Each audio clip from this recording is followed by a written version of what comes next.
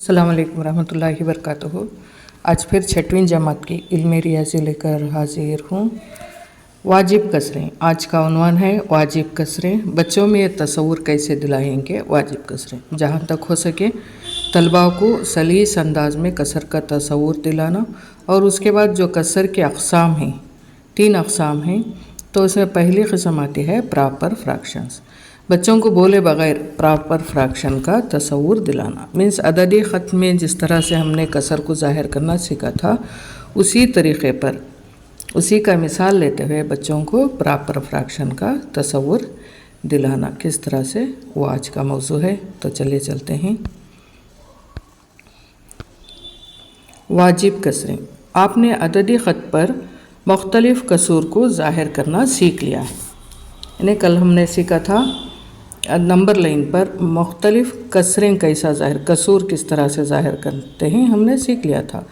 कसरी आदाद 5/8, 0/3, 9/10, 1/2, 3/4 को अलग अलग खतूत पर ज़ाहिर कीजिए। इनमें से क्या कोई कसर एक के बाद आएगी, हम ये देखेंगे। पहला है 5/8। कल भी हमने नंबर लाइन पर सीखा था तो आज भी सीखेंगे क्योंकि ये कॉन्सेप्ट बच्चों में दिलाना है। एक नंबर लाइन हमने डाल लिया। पहला कसर 5/8 को हम किस तरह से ज़ाहिर करेंगे। तो कल हमने सीखा था अगर नसबनुमा 8 है तो 8 हिस्से करेंगे। 1 2 3 4 5 6 7 8। इसे हम फर्स्ट इनिशियल पॉइंट 0 और लास्ट पॉइंट 1 रहेगा। अब 5/8, 1 2 3 4 5, ये 5 है तो यहाँ पर P होगा। ये कसर जो है 5/8 होगी। तो अब देखें ये कसर 1 के दाएं जानिब है या बाएं जानिब है, वो गौर करना होगा। यानी दाएं जानिब या बाएं जानिब। बाएं बोलते हैं लेफ़्ट को, लेफ़्ट बाएं, दाएं होता है राइट, राइट यानी दाएं, बाएं लेफ़्ट होता है। तो अब देखें 1 के बाएं जानिब होते हैं, तमाम कसरें जो भी बन रही हैं वो 1 के बाएं जानिब बन रही हैं, बाएं जानिब यानी लेफ़्ट की तरफ बन रही हैं। तो ये हुआ। और दूसरा कसर है 0/3। दूसरा कसर है 0/3।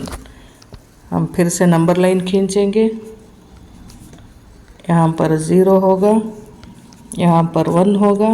0/3 अगर नसबनुमा 3 है तो 3 हिस्से करेंगे। 1 2। 0/3 कसर के मुतालिक हम बात कर रहे थे। 0/3 तो हम एक नंबर लाइन डालेंगे और यहाँ पर 0, यहाँ पर 1। नसबनुमा चूँकि 3 है तो 3 हिस्सों में तकसीम करेंगे। 1 2 3।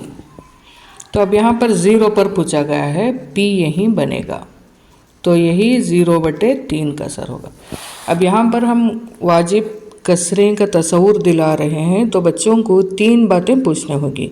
पहली बात, क्या ये तमाम ये जो कसरें हम दिखा रहे हैं क्या ये 1 से छोटी हैं। बच्चों को पूछें क्योंकि 1 से पहले आ रहे हैं। दाएं जानिब या बाएं जानिब पूछना होगा। बच्चे बोलेंगे लेफ़्ट साइड यानी बाएं जानिब, बाएं जानिब तमाम कसरें आ रही हैं। और क्या ये 1 से छोटी हैं। बच्चे कहेंगे हाँ 1 से छोटी हैं क्योंकि तमाम कसरें 1 से छोटी होती हैं, तो 1 से छोटी हैं।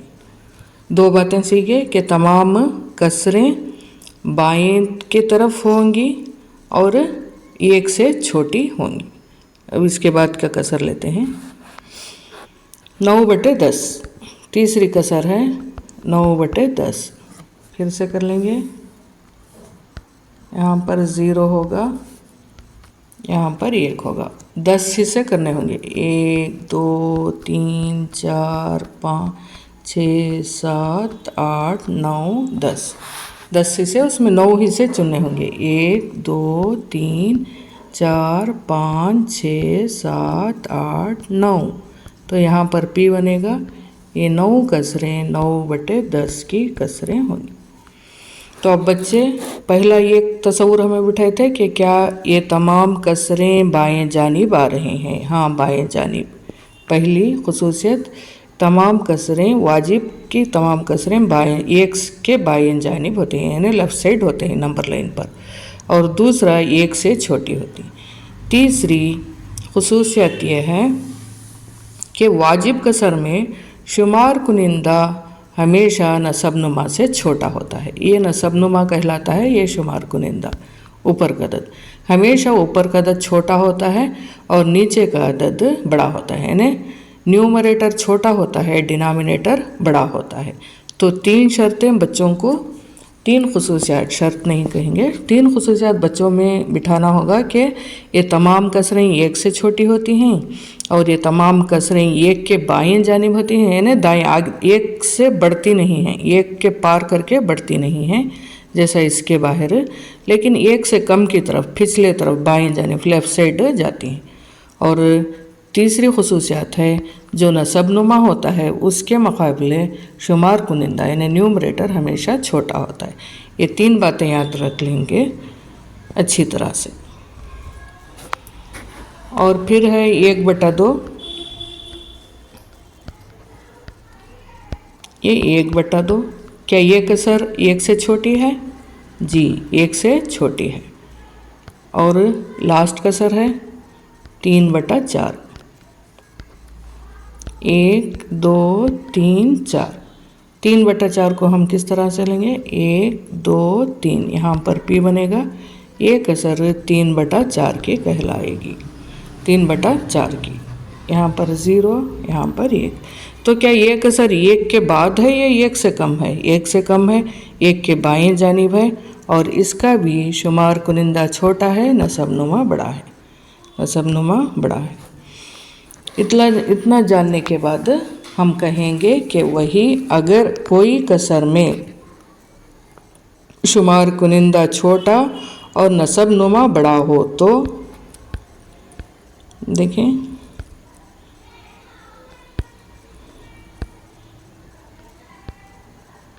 अगर ये तमाम कसरें शुमार कुनिंदा छोटे हैं और नसबनुमा बड़े हैं, और इन्हें ये खुसूसियात हैं, 3 खुसूसियात हैं इसके। ये तमाम कसरें 1 से छोटी हैं, सब अददी ख़त पर 1 के बाएं तरफ हैं और वाजिब कसर में शुमार कुनिंदा नसबनुमा से छोटा होता है। ये 3 खुसूसियात हम याद रखेंगे। तो इस तरह से क्लास में एक स्टूडेंट फरीदा ने कहा वाजिब कसर वो अदद है, उसका डेफिनेशन वो देती है कि वाजिब कसर वो अदद है जो एक मुकम्मल आदात के हिस्से को ज़ाहिर करता है।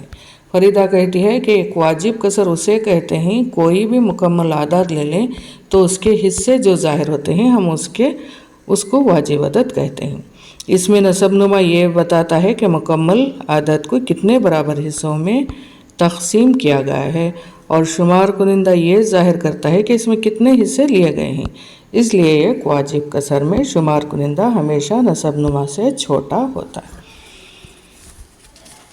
तो शुमार कुनिंदा का तस्वुर वही कि शुमार कुनिंदा की कसर हम कैसे पहचान करेंगे कि कोई भी नंबर ले लें, मसलन 2 मैं लेती हूँ तो 2 से कम आना चाहिए वाजिब कसर। अगर 3 लेती हूँ तो 1/3, 2/3 आ सकता है। अगर 4 लेती हूँ तो 1/4, 2/4, 3/4 वाजिब कसरें होंगी। इसी तरह से अगर मैं नसबनुमा 5 लेती हूँ तो 0/5, 1/5, 2/5, 3/5, 4/5 लूँगी।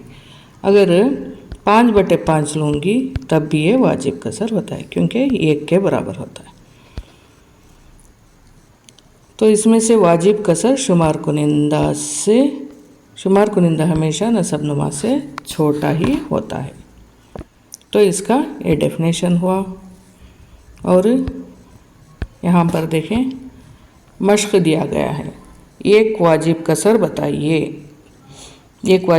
बताइए। पहला उसमें जिसका शुमार कुनिंदा 5 और नसबनुमा 7 हो। नसबनुमा पहले हम लिख लेंगे, शुमार कुनिंदा 5 हो। इसका आंसर होगा जिसका नसबनुमा 9 और शुमार कुनिंदा 5 हो। नसबनुमा 9, शुमार कुनिंदा 5। ओके, थर्ड सी को देखते हैं। जिसके शुमार कुनिंदा और नसबनुमा का हासिल जमा 10 हो, इस तरह की कितनी कुसूर आप बता सकते हैं। यानी टोटल शुमार कुनिंदा और नसबनुमा का टोटल हमको 10 आना चाहिए। तो 0 से 10 से शुरू करेंगे। 0/10 जुमला 10 हुआ इसे जमाने पर, और 1/9, 2/8, 3/7, टोटल करें 10 होगा। 4/6, 5/7 हम नहीं कर सकते, 11 आ जाएगा। तो अब यहाँ पूछ रहा है, क्या सवाल है, हासिल जमा 10 हो, इस तरह की किस तरह कितनी कुसूर बना सकते हैं। अब हमने जितने बनाए उतने बनते हैं।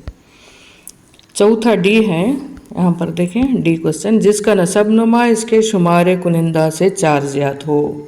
नसबनुमा 4 बड़ा हो शुमार कुनिंदा अगर हम लेते हैं तो देखें, अब शुमार कुनिंदा मैं 1 लेती हूँ तो नसबनुमा 5 होगा। शुमार कुनिंदा 2 लेती हूँ तो नसबनुमा 6 होगा।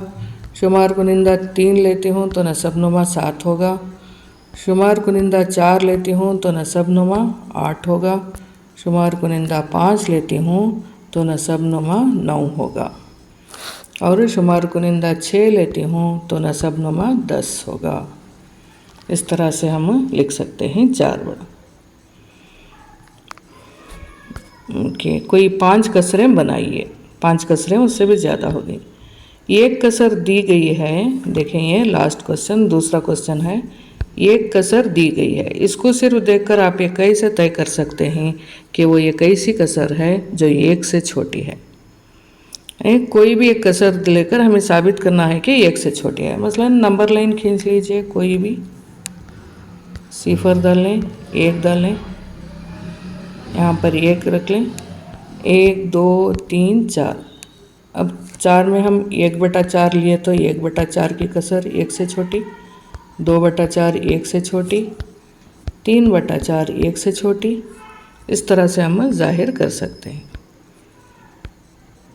और यहाँ पर तीसरा मेन क्वेश्चन, यानी ये है लेस देन छोटा, ज़्यादा की अलामत है, या बराबर है इक्वल। ये अलामत आती है ग्रेटर देन की, ये अलामत आती है छोटे की, ये अलामत आती है यकसा यानी इक्वल की। तो उन अलामतों का इस्तेमाल करना है, किसी एक का इस्तेमाल करते हुए खाली जगहों को भरिए। अब यहाँ पर 2005 दिया गया है, 2005/2005। तो यहाँ पर खाली खाना है 1 है, तो क्या हुआ 55000022, यानी तमाम नंबर्स बराबर हैं तो 1 के बराबर है। यहाँ पर यकसा इक्वल का निशान होगा।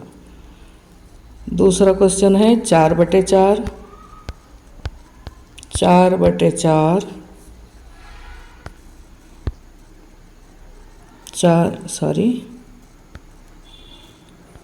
4/4, उसके बाद खाली डिब्बा दिया गया है, यहाँ पर 1 है।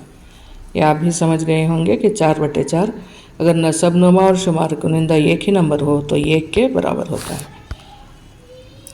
और तीसरा है 1 खाली डिब्बा 7/8। तो ये 1 से छोटा है या बड़ा है, यानी यहाँ पर देखें ये नसबनुमा बड़ा है, शुमार कुनिंदा छोटा है, तो 1 से छोटा हुआ। तो यहाँ पर हम यूँ डालेंगे, 1 बड़ा हो गया, इन्हें छोटा, ये छोटा। और ऐसा है 3/5, 3/5 खाली डिब्बा है, अलामत लिखना होगा, यहाँ पर 1 है।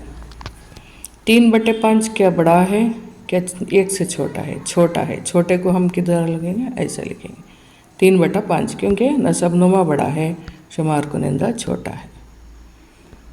और है 1/2